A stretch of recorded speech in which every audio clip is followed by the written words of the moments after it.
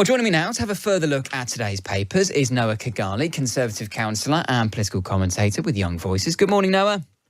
Good morning, how are you? I'm very well, thank you. Let's start with Tory party conference. First of all, as a Conservative councillor, you weren't tempted to turn up? No, I think the strikes made it too much of a logistical nightmare, but we won't be cynical and say that was the intended outcome. Yes, indeed. I think that was probably part of the reason they timed those strikes for when they did to try and disrupt MPs and activists heading to Manchester. Obviously, today's the turn of Jeremy Hunt to make his big speech, so attention will be on him. And the Times reporting this morning that he's going to announce a crackdown on benefits claimants who refuse to look for work. Is that the right thing? Look, I think at the end of the day, it's hard to portray it as unreasonable to expect those who are receiving money from the government for being out of work to those who don't engage with job centres probably shouldn't be getting as much money for that as those that do and are actively looking for work. That's not unreasonable. But I think, obviously, the government will be putting more focus in the wake of the announcements this afternoon on the fact that the minimum wage will be rising in accordance with the suggestions from the Low Pay Commission. So it will be a bit of tit for tat, I think, but that will be what the government try and focus the spotlight on, I think, over the next week or so. Is there anything else, Noah, you'd really like to hear from Jeremy Hunt today? Because I know Liz Truss is speaking at a conference event later and she's expected to demand tax cuts in the autumn statement. Is that the kind of thing you'd like to hear? Look, I think at the end of the day, you're going to find very, very few Conservatives who don't want to see tax cuts in basically every statement. But I think at the moment, look, most of us can acknowledge that's not a realistic expectation. But what I would like to see, I think, is obviously that rumoured scrapping of inheritance tax that it has been reported by, I think YouGov did the poll last week suggesting most taxpayers do agree and are on board with that now. That would be something that's good to see. It's always been stuck a bit weird with me. It's essentially just a tax on death, which feels completely immoral. But something as well that I would like to see that I think would demonstrate a real commitment to young people from the government would be the removal of age-weighted minimum wages. And I know that's been a massive bugbear for young people for a long time and would be a real acknowledgement from the government that the young people do matter and would be a huge step in the right direction on that front. That's a really interesting point, actually, because if you look at the opinion polling among 18 to 24-year-olds, I mean, there was a poll out last week showing that only 1% of 18 to 24-year-olds plan to vote Conservative. And a lot of people might say, yes, OK, younger voters traditionally are more likely to be anti-Conservative. But actually, back in 1983, Margaret Thatcher won 42% of 18 to 24-year-olds. Even in 1997, John Major won 27%. Now, according to this poll, and OK, it's just one poll, it's probably a bit more than this in reality, 1% of 18 to 24-year-olds planning to vote Conservative. As a younger Conservative yourself, Noah, that must alarm you.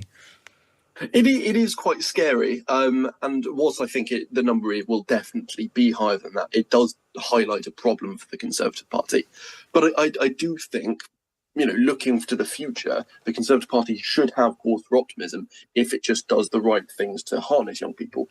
If talk to any young person when they get the first, proper job, say post-university, and they will always be upset about, for example, the amount of tax they're paying. That should be something that, immediately pushes them towards the Conservatives. But that's not something the Conservatives have managed to harness for a long, long time. And we do, I think, need to be more stringent in making sure that we do have policies that appeal to young people and ensure that they feel listened to and they feel important.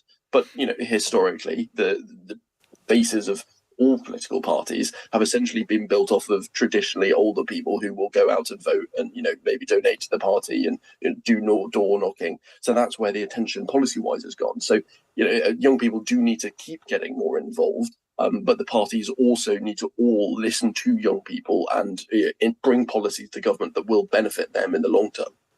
By the way, worth saying, Jeremy Hunt, the Chancellor, going to be live on Times Radio Breakfast with Asma and Stig just after 7 this morning ahead of his speech at Tory conference later. Also addressing delegates later, Noah, is Gillian Keegan, the Education Secretary, and she's expected to say, this is the story on the front of the Mail this morning, there's going to be a classroom ban on mobile phones in schools. Good idea?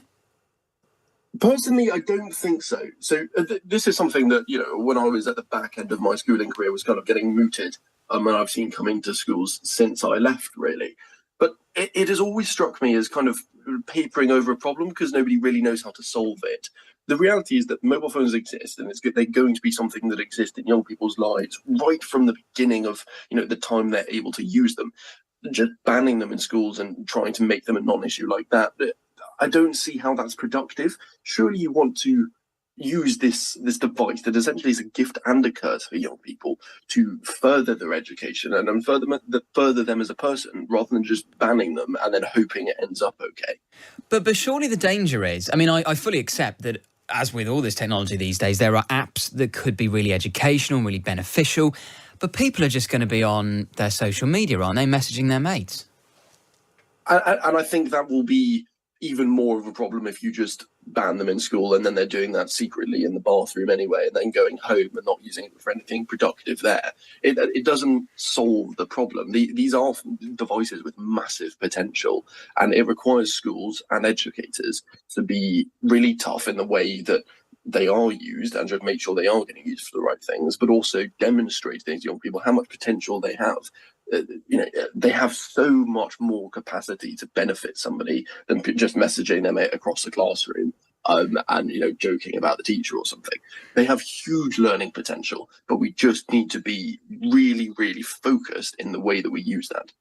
Another story on the front page of the Times this morning is about the doctors' strike. Junior doctors and consultants beginning a 3-day joint walkout at 7 o'clock this morning.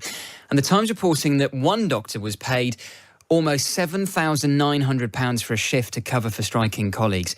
Is it time for the government to get back round the table and end these strikes, Noah? Because, when you hear about overtime payouts like that, now, OK, that is one extreme example. It's probably not like that in most cases.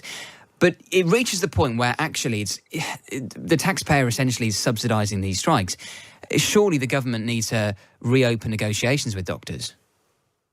Well, I think what will happen in the long term is, number one, you've got to look at that astonishing £7,900 figure and work out whether the public are going to see that as a criticism of doctors and go, well, look, you guys are making money out of this, or whether you're going to view it as a criticism of the government and call for the government to come back to the table, because somebody does at some point. So I think what we can expect to happen is the doctors to reduce their pay demands, even behind the scenes, and indicate that they're willing to negotiate. And then everybody comes back to the table and finds something in the middle ground.